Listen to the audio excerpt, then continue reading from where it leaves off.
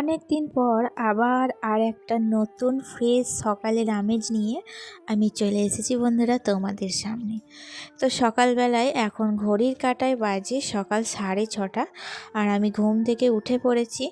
আর উঠে দেখো এখন সংসারের যাবতীয় সকালের বাসি কাজ যেগুলো আছে, আশিবাসি যেগুলো আমরা বাঙালিরা প্রত্যেক দিন করে থাকি, তো সেই সমস্ত কাজ কিন্তু আমি এখন করতে শুরু করেছি।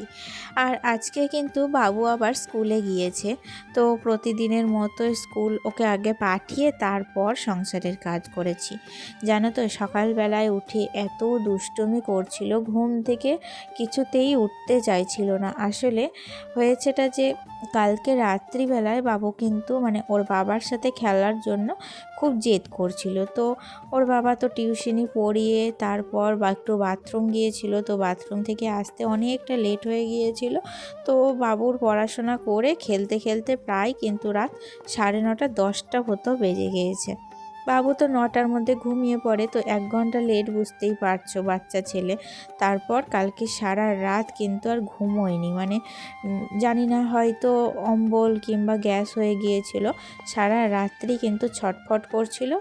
আর ঘুমের মধ্যে দেখলাম যে ঘেমে গিয়েছে, তো মাঝরাতে উঠে আমি আবার ফ্যান চালিয়ে দিলাম, তখন দেখলাম যে না, আরামসে একটু ঘুমোলো আর কি। তো তাই জন্য সকালে উঠতে তো একটু দেরি করছিল, তো স্কুল যাব নাই বলছিল। তো আমি দেখলাম যে না, স্কুল যদি আবার না পাঠাই আবার কিন্তু কয়েকটা দিন কামাই হবে, কারণ ওর পিসির বাড়ি যাবে। তো পিসির শাশুড়ি তো মারা গিয়েছেন, আজকে কিন্তু 5 দিন হলো।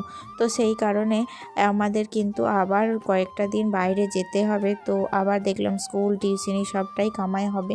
তার জন্য কিন্তু আমি জোর করেই এক প্রকার ওকে স্কুলে পাঠালাম। আর তারপরে দেখো আমাদের তো এদিকে নিয়ম আছে জানো তো, মেয়ের শ্বশুর শাশুড়ি বা ছেলের যদি কেউ মারা যায় না, তাহলে বেয়াই বেয়ানের কিন্তু অসহ্য হয়। তো আমার শ্বশুর শাশুড়ি তার জন্য 3 দিনের অসহ্য ছিল। তো তারপরে আজকে দেখো 4 দিন হয়ে গিয়েছে, 5 দিন। তো আজকে কিন্তু রেগুলার যেমন রান্নাবান্না করি, তো সেই রকমই রান্নাবান্না করবো আর কি। তো ও মাদের কামানো হয়ে গিয়েছে কালকে, তো কামিয়ে স্নান টান করেছে আর কি। তো যাই হোক, আমার ননদের শাশুড়ি হঠাৎ করে যেভাবে মারা যাবে বুঝতেই পারিনি। বিছানায় পড়েছিল 9 দিন থেকে, কিন্তু আমরা বুঝতে পারছিলাম যে মারা যাবে। তো নার্সিংহোমে সমস্ত ডাক্তারকে দেখানো হয়েছিল, হঠাৎ করে ব্রেন স্ট্রোক হয়ে গিয়েছিল। তো ব্রেন স্ট্রোক হলে বলে মানুষ বাঁচে না।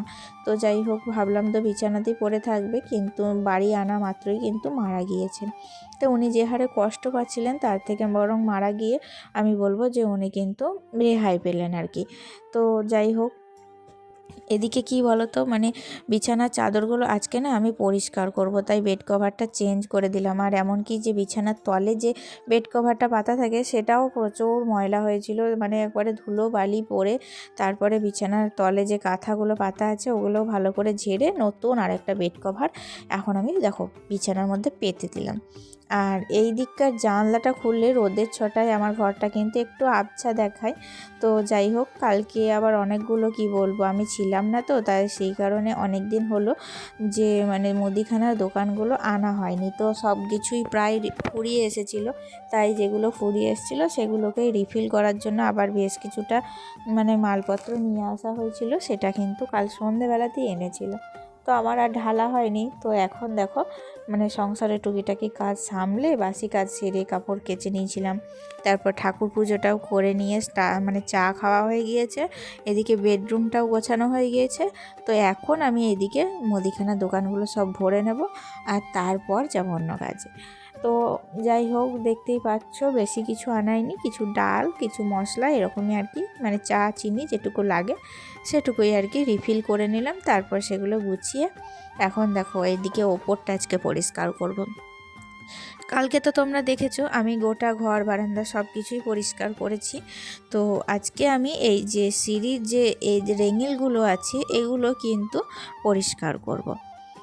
তো যাই হোক, সংসার এমনই একটা জিনিস বন্ধুরা, সংসার মানেই কিন্তু মায়া। এখানে প্রচুর পরিমাণে মায়া কাজ করে জানো তো। তো সংসারে আমরা কদিনের অতিথি মাত্র। আমরা তো আমাদের এই সংসারগুলো ধরো মানুষ মারা যখন যায় সঙ্গে করে তো কিছুই নিয়ে যায় না, সবটুকুই তো ফেলে রেখে যায়। তো তো তবুও আমরা এই সংসারের প্রতি কতখানি মায়া জড়িয়ে থাকি বলো তো, যে এটা আমার বাড়ি, আমার ঘর, আমার বিছানা, আমার জিনিসপত্র, সব সময় কিন্তু আমরা আমার করি। কিন্তু যখন মানুষ চলে যায় তখন কিন্তু এই সব কিছুই পড়ে থেকে যায়। তো এইগুলো কিন্তু আমরা কেউই সঙ্গে করে নিয়ে যায় না। আমরা যেমন একাই আসি, ঠিক তেমনই আবার আমাদের একাই চলে যেতে হয়। তো এইটাই হচ্ছে জগতের নিয়ম। তো মানুষ যখন মারা যায় আমার ভীষণ মন খারাপ করে, জানো, যে এই মানুষটাকে আমি আর কোনো দিনও দেখতে পাবো না। মানুষটা চোখের সামনে হাঁটছিল, বেড়াচ্ছিল, খাচ্ছিল, ঘুরছিল, ফিরছিল, সবই করছিল, কিন্তু এই মানুষটা আর কোনোদিনও আমার সামনে হাঁটাচলা করবে না। ভাবতেই যেন নিজেকে কেমন একটা অবাক লাগে, যে কী রকম ভগবানের সৃষ্টি, তাই না? মানুষ আজ আছি আমরা, কাল নেই। মানুষের জীবন একটা অদ্ভুত, মানে নিজেকে কি বলে ব্যাখ্যা করব তোমাদের কাছে আমি বুঝতেই পারি না। তো যাই হোক, যেটা জগতের নিয়ম, যেটা এতদিন হয়ে আসছে সবাই যেটা মেনে নিচ্ছে, আমাকে তো মানতে হবেই। আমি মানা বা আমার না মানার ওপরে কিছু নির্ভর করে না। তো যাই হোক, দেখো আমার এদিকে ততক্ষণে তোমাদের সাথে কথা বলতে বলতে অনেক কাজ কমপ্লিট হয়ে গেছে। তো যে জামা কাপড়গুলো ভিজিয়ে রেখে তারপর ওই যে আমি রান্নাটাও কিন্তু মাঝখানে কমপ্লিট করেছিলাম। আসলে রান্না বান্নাটা কদিন থেকে তোমাদের সাথে শেয়ার ঠিকঠাক করে উঠতে পারছি না। সংসারে কয়েকটা দিন না থাকার ফলে আমাকে প্রচুর ডবল এনার্জি নিয়ে সংসারের কাজগুলো কমপ্লিট করতে হচ্ছে। যেগুলো ধরো পেন্ডিং পড়েছিল সেই সমস্ত কাজ একা হাতে সামলাতে হচ্ছে। তারপরে রান্নার ফুটেজ যদি আমি নিতে যাই, সেগুলো যদি ক্যামেরা করে তোমাদের দেখাতে যাই, তাহলে বোঝো আমার সারা দিনে কিন্তু কাজ করেও শেষ হবে না। আর আমি কাজ করে কিন্তু সঠিক টাইমে সবটা কমপ্লিট করতে পারবো না। সেই কারণে আমি এই 2 দিন কিন্তু তোমাদের সাথে কোনো রকমই রান্নার ফুটেজটা শেয়ার করতে পারছি না বন্ধুরা। তো আমি নেক্সট ভিডিও থেকে আশা করি রান্নার ফুটেজ তোমাদের সাথে শেয়ার করব, কারণ এই 2 দিন আমি যে পরিমাণে কাজ করেছি সমস্ত কাজ কিন্তু প্রায় সামলে নিয়েছি। তো দুপুরবেলায় তো দেখলে আমি ওদিকে রান্না বান্না সব কিছু কমপ্লিট করে তারপর স্নানটাও সেরে নিয়েছিলাম। তো ছেলেকে নিয়ে টিউশন গিয়েছিলাম, টিউশন থেকে এসে একবারে সন্ধেবেলায় তোমাদের সাথে দেখা হচ্ছে। আর আজকে রাত্রের মেনু কি দেখো, আমি তো ছেলেকে ম্যাগি করে দিলাম, আর এদিকে কি করেছিলাম, সরু সরু যে আলুগুলো হয় না, তো আলুগুলো ওবেলাতেই কিন্তু আমি ভাপিয়ে রেখেছিলাম। আর এখন এইগুলো আমি কিন্তু ফ্রিজের মধ্যে রেখেছিলাম। তো সেটাকে নিয়ে এসে ভালো করে মুচমুচে করে একটু ভেজে তার উপরে পোস্ত ছিটিয়ে দিয়েছি। দেখবে পোস্ত ছিটানো এই আলু ভাজা যদি ঠান্ডা ভাতে দেওয়া হয়, খেতেই তোমার কিন্তু অসাধারণ লাগবে। তোমরাও কিন্তু বাড়িতে পারলে একবার আমার মতো ট্রাই করে দেখো। আর একটা মেনু কি করছি জানো তো, তো আজকে আমি মাছ ভাজবো ভেবেছিলাম পেঁয়াজ দিয়ে। তো মাছ যখন দেখতে যাচ্ছি তখন দেখছি মাছ তো নাই, শেষ হয়ে গিয়েছে। তো কি করব করে হঠাৎ করে দেখলাম যে না, একটু পোস্ত বেটে নিলাম, তারপর পেঁয়াজগুলোকে জিরি করে কেটে পেঁয়াজ পোস্ত ভাজবো। তো দেখতেই পেলে পেঁয়াজ পোস্ত এই যে প্রায় আমার রেডি হয়ে এসছে। প্রথমে জল দিয়ে ভাপিয়ে নিয়ে তারপর তেল দিয়ে মুচমুচে করে ভেজে নেব। আর এদিকে কিন্তু সন্ধেবেলার চাটাও আমি বসিয়ে দিয়েছি। তো এদিকে সন্ধ্যের চা হচ্ছে, এদিকে রাত্রের রান্না হচ্ছে। আর সন্ধ্যে লাগলেই এখন কিন্তু কি করছি জানো তো, আগে রাত্রের খাবারটা তৈরি করে নিচ্ছি, তারপর ছেলেকে পড়াতে বসতে হচ্ছে। এখন ছেলের ধরো এক্সাম আছে, তারপরে স্কুলের সিলেবাস বেড়েছে, তো ওকে পড়াতে বসলে এখন আমার 1 থেকে 1.5 ঘন্টা লেগে যায়। তাই আমি সমস্ত কাজ কমপ্লিট করে ছেলেকে খাইয়ে তারপর ওকে নিরিবিলিতে পড়াচ্ছিলাম। কারণ কি বলো তো, এরকম করে পড়ালে না ওর পড়াটাও ভালো হয়, আর কোনো পিছু টান থাকে না আর কি। তো এদিকে গ্যাস ওভেন পরিষ্কার করে মুছে রেখে দিচ্ছি।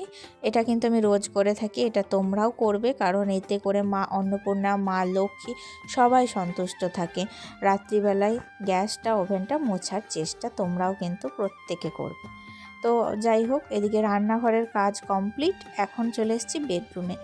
ওই যে দুপুরবেলায় যে বেড কভারটা পেতেছিলাম, তারপরে তো আর সময় হয়নি বিছানার মধ্যে পাতার তো কাঁচা হয়ে গিয়েছিল। আমি তো দুপুরে ছাদে জামা কাপড়ও তুলতে যাইনি, ছেলেকে নিয়ে টিউশন গেছিলাম, তো শাশুড়ি মাই সবটা তুলেছে।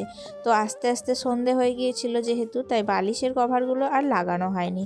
আসলে আমরা বাঙালি মেয়েরা যেটা মেনে থাকি যে সন্ধে লেগে গেলে কিন্তু আমরা বালিশে কভার পরাই না, আসলে বিশেষ করে সন্তানের মাদের।